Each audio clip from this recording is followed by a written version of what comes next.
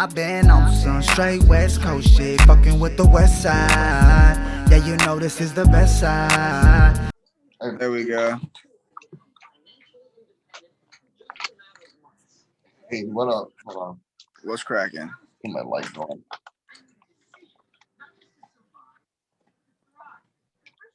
Man, you've been busy, huh? I stay busy, man. And your art is getting so much, like, not that it was bad or anything, but it's gotten so much more clean and polished up.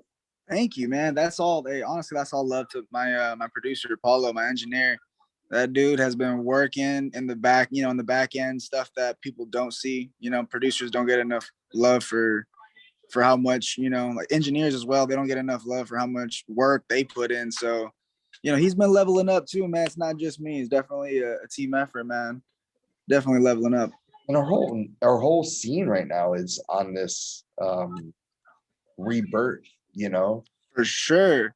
For sure. Everyone is linking up. Everyone is doing collabs and stuff. It's a good time to be an artist in the 805 right now. Oh yeah.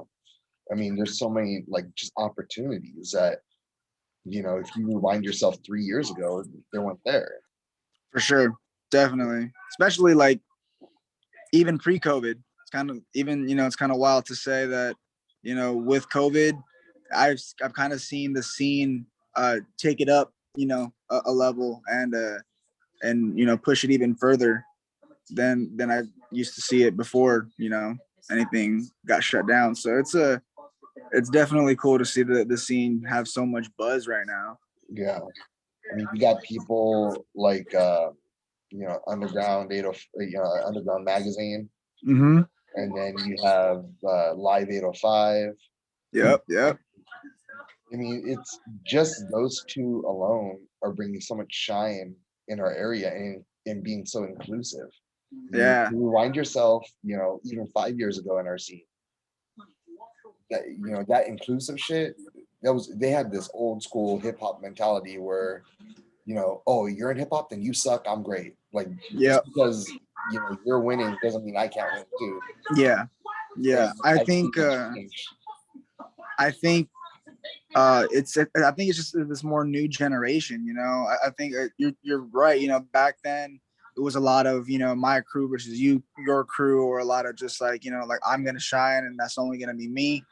And it was very much like single-minded, but with this new generation, man, I just feel like with this rebirth, I feel like a lot of people are seeing the bigger picture as if we build this up as a whole, if we make this wave, all of us, jump on this wave together, there's no stopping it. There's no denying it,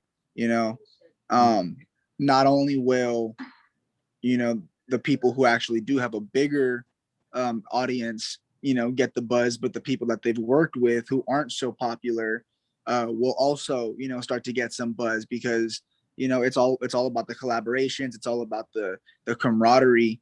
And you're absolutely right, man. Seeing that has definitely turned the title of that, where we see so much more collaborations and camaraderie now that it's hard to deny this huge, this whole region right here has so much talent. And because of that, you're seeing a community that was very band heavy, very rock and roll, metal, punk. Yep. Hardcore for sure. Yep. And now that's sort of, the first time in years that's not the case. Yep. You're seeing a lot more hip hop, a lot more pop music, R&B. You're seeing that kind of be more the forefront. And I think it's going to be kind of hard for venues to kind of accept that that's the scene now. Those are going to be the people who are going to be selling out your shows, selling out your venues, as opposed to back in the day, it was hardcore bands. It was, the local, heavy metal and just regular rock, scene, or even just cover bands, just cover bands alone were doing that. They were taking over, a lot of just the local, bar time, just because, they're good and they play. Before COVID, I was booking like 3 different venues. And guess what they were all asking me for? All rock bands. Yeah. All cover bands, rock bands.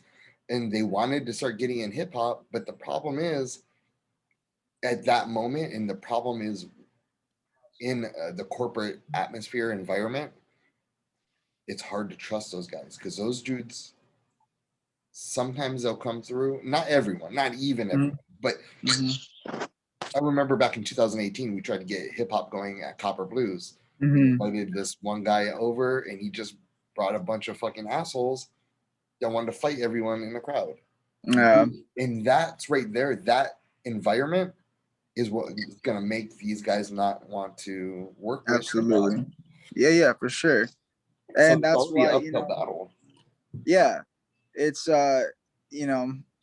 it's definitely about how we represent ourselves, and stuff like that kind of just puts a bad name on the scene itself. But that's why things like the 805 Live or Underground Magazine, or just artists themselves that are putting on their own events. It's going to show that we can do this as organizers, as artists, and put this on and make sure that it's a safe environment for everybody. Everyone can come, anyone can have a good time, and you're gonna have good music. It's not we don't really tailor everything just to hip hop and R&B. We had a band at our last block party on Main Street for 805 Live. Word Sauce, absolutely crazy. And we just want to show that the 805 has so much talent. We want to put that on stage. And yeah, man, I just and Contra's been I think he's the fucking MVP of 2020. Oh, dude, he's been the MVP of the decade, man. Like, honestly, he's been doing this for so long, but I'm just so glad that people are finally starting to see how much work this man puts in. This guy is an 805 legend. He's putting so much work in for not only the 805 scene for music, but for the community itself. Like, he does so much for the community. Him and his wife, they're a definite power couple, and it's a blessing to work with them. It's a blessing to learn from them. And if you watch how he it's fucking smart, and maybe it's not planned out this way, but this is how I look at it. Hip hop has had a pretty bad eye in the past in our area. So what I see he's doing is he's combining hip hop with good deeds in our community. Yep. And that is proof enough. You know what I mean? Look, these are the guys that we fuck with. We're not doing all that, my crew, your crew shit. We're for the arts 100%. And by showing, the 805 humanitarian project that they have combined with 805 Live, it's fucking beautiful. And you can't really say no to that if you are an arts lover, a music lover, and a humanitarian, and that's trying for our community. Absolutely. Hey, dude, my hat is off to him, and I'm gonna try to do something to put him and his wife on forefront and give them some sort of award via our vehicle, which is a music. That would be it, dude. Yeah, that'd be beautiful, man, because they definitely deserve the flowers. And like I said, I'm just really glad that people are finally starting to see how much work that they put in for the community, because they really do a lot. They really do a lot. And just being a part of the 805 Live as a host, just I get a front row seat to all that, and it's dope to learn from them, because I've learned so much, how to give back to the community, what works, what doesn't, how to put on shows, how to maintain a safe environment for events and stuff. And it's been a good ride. So yeah, for real, caps off to Cap, caps off to Cap and Jess, man.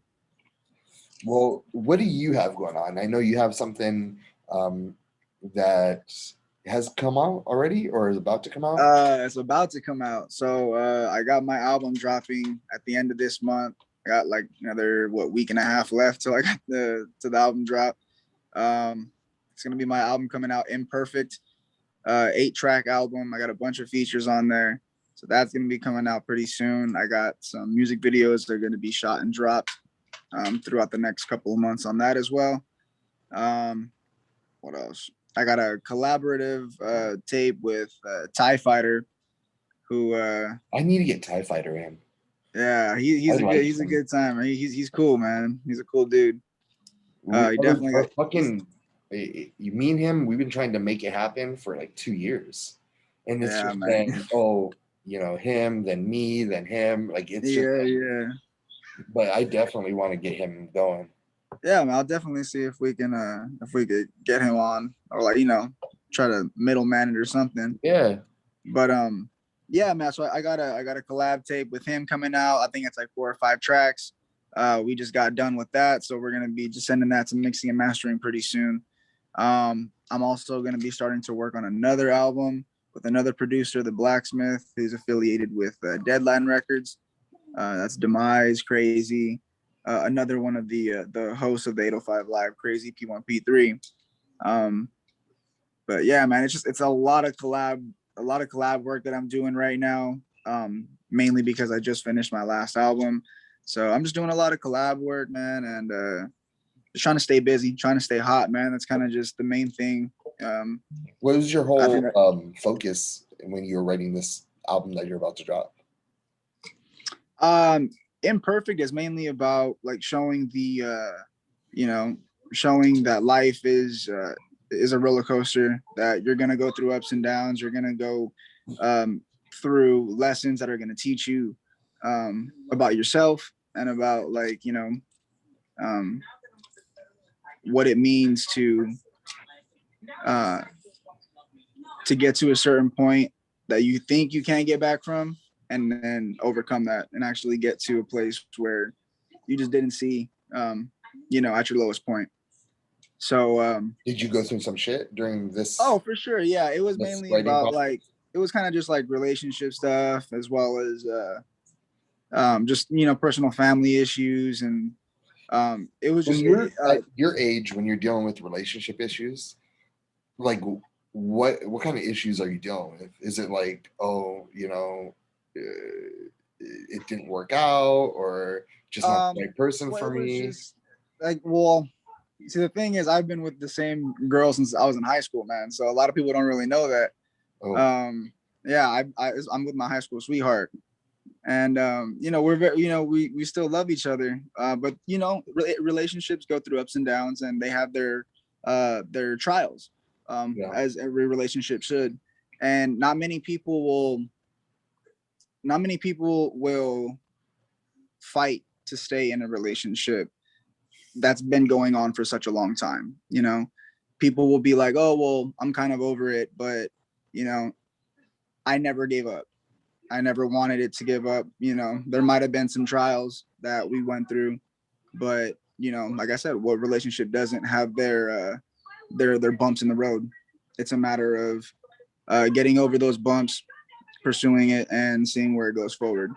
And when I was writing this, I kind of just wanted to take all the emotion that I had going through those trials and just kind of relaying them to people and telling, kind of just showing everybody that, love isn't dead. Love is very much still here. You just got to fight for it, and you got to look for it, and you got to want it, because in nowadays kind of society, when things get hard, people tend to run away and they tend to just give up really quick. I wasn't raised that way. I was raised to, fight for what you want. And, that's kind of just what I believe in. That's dope. Yeah. So Imperfect is definitely just a lot of just my story of what I fought through personally, with my relationship, as well as just like, my family life and what I was going through, with, not seeing my family so much, music taking up so much of my time that, I barely get to see my nieces and my nephew grow up. I don't really get to see my parents so much anymore. And it's not like they live so far, but it's because I have so much time invested into this music. Sorry, I got the movie going on in the back. I just got so much time invested into my music, man, that it's hard to find time with a full-time job.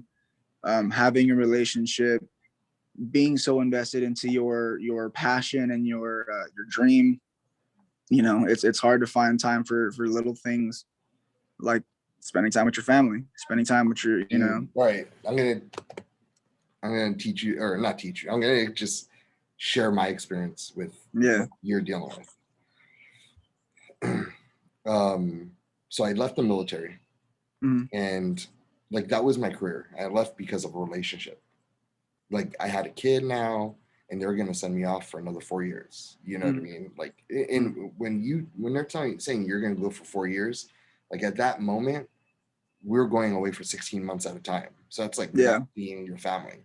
So if I was willing to give up my kid's childhood, that was the route. So I gave up my career to do, you know, to be a dad. Yeah. And then I wanted to make him proud of me. I wanted him to look at me and say, "Oh, that's my dad. Like he did something that was worthwhile, that was special."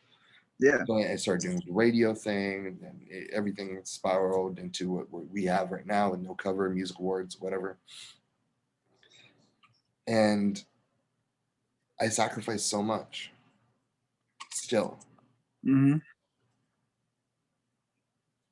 Sometimes I sacrificed to a point where when I finally slowed down, I realized I lost a lot. Okay. And whether it's relationships or, you know, relationships with family, your family is always going to be there with you, for you. But to have that relationship and to reflect on it back and realize that you fucking messed up and you miss out on a lot by putting your career first. It's a real tough pill to swallow when you're by yourself in your room about to go to bed. I'm not saying give up your career or anything, but you got to make time, buddy.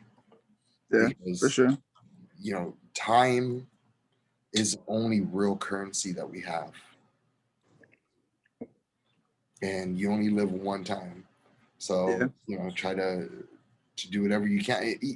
My one thing a month is on the 15th. I try to, every month, I try to reach out to 7 people I normally don't speak with, just to say hi. Yeah. And I'm not saying I have the answers, because I probably don't. And I'm probably still fucking up. But I recognize that in you and myself. And me trying to rectify it at 38 is probably different than you rectifying it at, you know, 28. So. Yeah, appreciate that, man. Definitely I'm gonna take that with a grain of salt, man, because I've definitely felt like I've been missing out on a lot of stuff. And I want to be more present with my family. But yeah, man, this is just it.